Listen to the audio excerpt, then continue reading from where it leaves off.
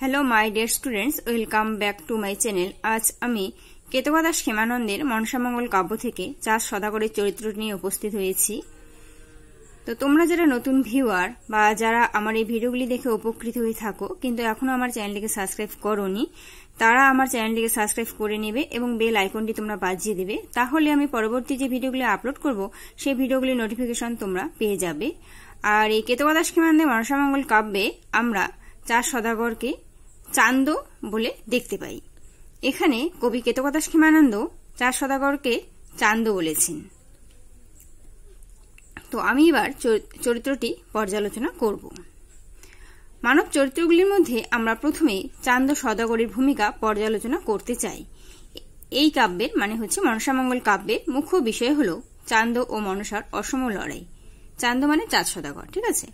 পরম শৈব চান্দ কোনোভাবেই মনসার পুজো দিতে রাজি নন। তিনি বজ্রকঠিন দৃঢ়তায় মনসার সঙ্গে লড়াই করে গেছেন। দেব মানবের এই অসম লড়াইয়ে বারংবার লাঞ্ছিত চান্দ অবশ্য শেষ পর্যন্ত দৃঢ়তা রক্ষা করতে পারেননি। তার চরিত্রে মানবিক প্রতিক্রিয়ারও অভাব দেখা গেছে। কাব্যটিতে চান্দ সদাগরের মধ্যে বেশ কিছু সঙ্গতিবিহীন কার্যকলাপ লক্ষ্য করা গেছে। মনসার ষড়যন্ত্রে বিপর্যস্ত চান্দ মিতা চন্দ্রকেতুর গৃহে আশ্রয় প্রার্থী হয়েছেন। নিজ বিপন্নতার কথা জানিয়ে তিনি চন্দ্রকেতুকে বলেছেন, যে যাহার হয় মিত সেই তার করে হিত, ইতিহাস করো অবধান। জানকী লক্ষণ লইয়া ভরতের রাজ্য দিয়া যখন কাননে গেল রাম। আশ্রয় প্রার্থী কখনোই আশ্রয়দাতাকে উপদেশ দেন না, তাই চাঁদের চন্দ্রকেতুর উদ্দেশ্যে উচ্চারিত এই উপদেশবাণী সম্পূর্ণ অবাস্তব। পরবর্তীতে জনৈক ব্রাহ্মণের বাড়িতে আশ্রয় প্রার্থনা করেছেন চান্দ। ব্রাহ্মণ তাকে ধানের জমিতে আগাছা পরিষ্কার করতে দিয়েছেন। মনসার মায়ায় ধান উৎপাটন করে আগাছা রেখে দিয়েছেন তিনি। এই অসঙ্গত আচরণের জন্য ব্রাহ্মণ তাকে চর মেরেছেন। মারিয়া ধান্যের গাছ রেখে যায় খড়, কুপিয়া ব্রাহ্মণ তার গালে মারে চর। এরকম অসঙ্গত আচরণ চান্দের বজ্রকঠিন ব্যক্তিত্বের পথে বাধা হয়ে দাঁড়িয়েছে। চান্দ সদাগরের মধ্যে স্নেহহীনতা বারংবার দেখা গেছে। মনসার কোপে 6 পুত্রের মৃত্যুর পরে যখন সমগ্র চম্পকনগর ও জননী সনকার অন্তর্লোক গভীর বেদনায় সমাচ্ছন্ন, তখন চান্দের মধ্যে বিন্দুমাত্র শোকও দেখা যায়নি। তিনি সেই সময় মনের কৌতুকে বাণিজ্য যাত্রা করেছেন। শিব শিব বলি যাত্রা করি সদাগর, মনের কৌতুকে চাপে ডিঙ্গার উপর। যদিও এই স্নেহহীনতার অভিপ্রকাশ চান্দের মধ্যে সর্বদাই দেখা যায়নি। বহুবিধ বিপর্যয়ের মধ্য দিয়ে বাড়িতে এসেছেন তিনি। সেখানে লক্ষিন্দরের মুখদর্শনে তার হৃদয় উচ্ছ্বসিত হয়ে উঠেছে। দেখি পুত্র মুখ সাধুর কৌতুক, সর্বশোক পাশে রইল। পুত্র কোলে করি চান্দ অধিকারী, তার মুখে চুম্ব দিল। চান্দের এই হৃদয় উচ্ছ্বাস যথার্থই পিতৃসুলভ। পরবর্তীতে একজন দায়িত্বশীল পিতার মতো তিনি পুত্রের বিয়ে ঠিক করেছেন। মনসার কোপানল থেকে রক্ষার জন্য বিশ্বকর্মাকে দিয়ে লোহার বাসর ঘর প্রস্তুত করিয়েছেন। তথাপি লক্ষিন্দরের মৃত্যুতে তার মানবিক প্রতিক্রিয়া লক্ষ্য করা যায়নি। শুনিয়া যে চান্দবান্না হর্ষিত হইল, কান্ধে হেতালের বাড়ি নাচিতে লাগিল। লক্ষিন্দরের এই মৃত্যু সংবাদ যেন চান্দের কাছে অপ্রত্যাশিত ছিল না। লক্ষিন্দরের মৃত্যুতে যখন সনকা তথা সমগ্র চম্পক নগরী শোকে মুহ্যমান, তখন পিতা হিসাবে চান্দ সদাগরের মধ্যে বিন্দুমাত্র শোক বিহ্বলতা লক্ষ্য করা যায়নি।